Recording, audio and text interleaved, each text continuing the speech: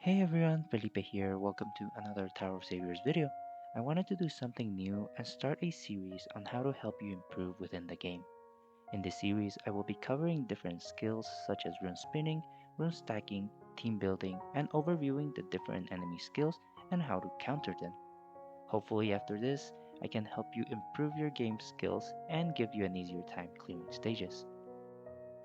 Since this is the first video of the series, I will be covering the most fundamental skill, and that is how to improve your spinning. Before we start, keep in mind that everyone has a different preference and habit when spinning, so everything that I'm about to cover will be in relation to my personal experience and my personal habits. However, I'm still trying to present you with some skills that will be useful in most scenarios and that can still be useful for you to learn. Spinning is the main mechanic of Tower of Saviors, so being able to improve it will significantly increase your skill at the game. So how can you improve it? Here are 7 ways that you can improve your spinning in Tower of Saviors.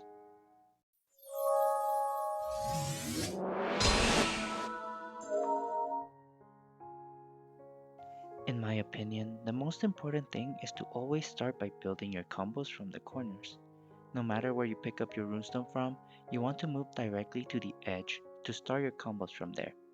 For every combo you start making, the effective area you have to spin starts to decrease, which means that it becomes harder to create more combos.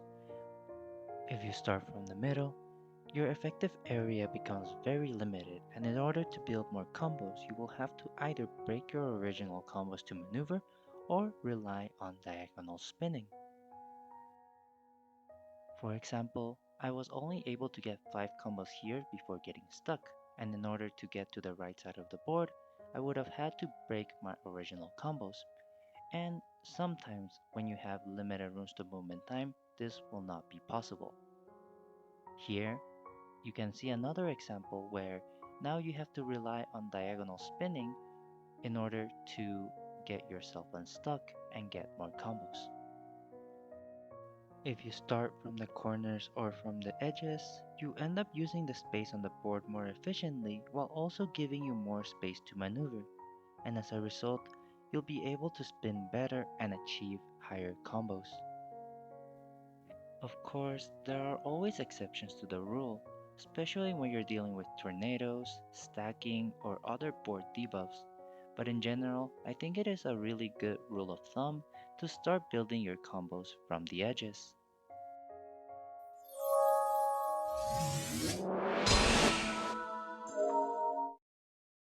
Instead of picking up a rune and improvising random combos and random moves, you can improve by visualizing and planning your route before you start moving. By knowing where you want to go, you'll be able to move faster and will need less time to finish your combos. Actually, you don't have to fully visualize the entire path every time, since this would be time consuming. But you should practice and get used to visualizing at least the very first half of your path. This way, you can quickly guarantee a minimum amount of combos, and then you can improvise from there.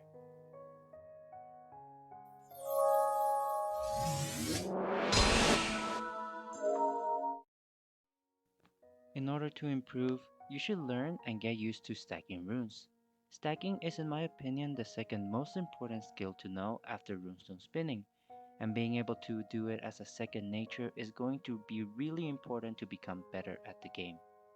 Stacking will not only allow you to get more combos, but more importantly will allow you to counter a lot of enemy skills, such as anti-runestone first batch, combo nullifying shield, as well as runestone block among others.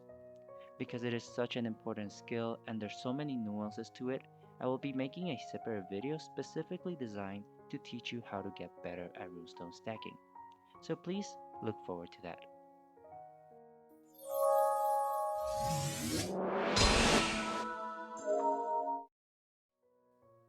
Learn how to do diagonal spinning.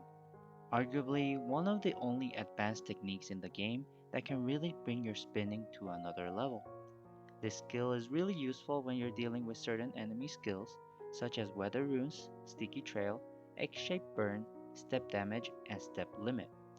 Keep in mind that nowadays the existence of more time tunnel cards means that there's always an easy way out, but knowing how to do diagonal spinning may save you in a pinch.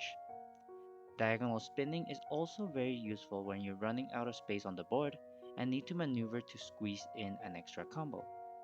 Overall, it is a skill that's not entirely necessary, but knowing how to do it and being good at it will definitely improve your spinning skills.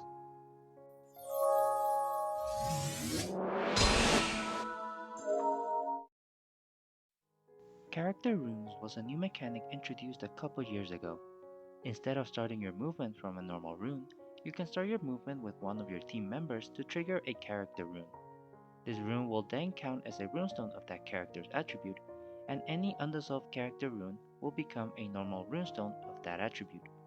Additionally, if the character rune is dissolved, that character will be able to launch an extra attack at the expense of entering a fatigue state for one round. This means that there's some strategy involved where you sacrifice the next round's damage in order to deal more damage this round. There's another reason that players use character runes. Since these runes count as runestones of the character's attribute, you can use them if you are missing that attribute on the board. This becomes really useful when you need to break duo, trio, quartet, quintet, or equal combo shields, but you're missing just that one attribute of runestone. Personally, I don't use character runes that often, but getting used to them is another way that you can improve your gameplay.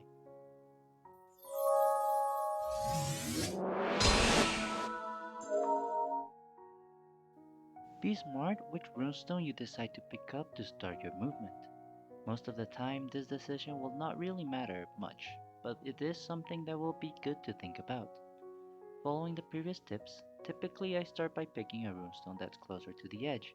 This will allow me to start building my combos from the edge. However, if I don't start from there, I like starting my movement with one of two options. Runestones that are most in number, or runestones that have less than 3 runes on the board.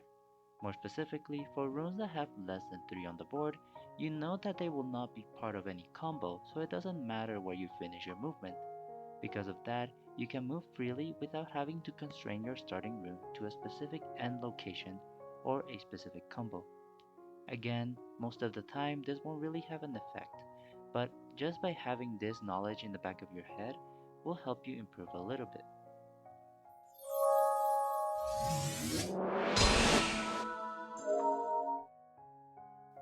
Last but not least, the last tip I want to leave you with is to set up your board for potential skydrop. We all know that skydrop is RNG and there's not really a way to control it. However, what if I told you there's a way to increase your odds? Normally, we are really focused on spinning combos and sometimes we neglect the remaining runes on the board. However, we shouldn't neglect these remaining runes because by positioning them and grouping them together, you can increase your odds for skydrop by putting them in groups of 2 so that when the second batch of runes fall, you might get a lucky extra combo. Even if most of the time it won't work, there is no risk in going for it, and it definitely raises your chances of skydrop and getting extra combos and extra damage. Well, these are the 7 things that I wanted to cover in this video. Remember that with practice, these skills will become second nature and help you get better at the game. I hope this video was informative and it helped you at least a little to improve your runestone spinning. If I missed any tips or skills that could help you improve, please let me know in the comments. As always, stay tuned on my YouTube channel. I post guides, clear videos, and the next part to this series. But for now, remember to stay safe, stay healthy, and I will see you next time. Bye everyone!在沉默之塔相遇，召唤出惊喜，让生活充满乐趣，开始迎来最初。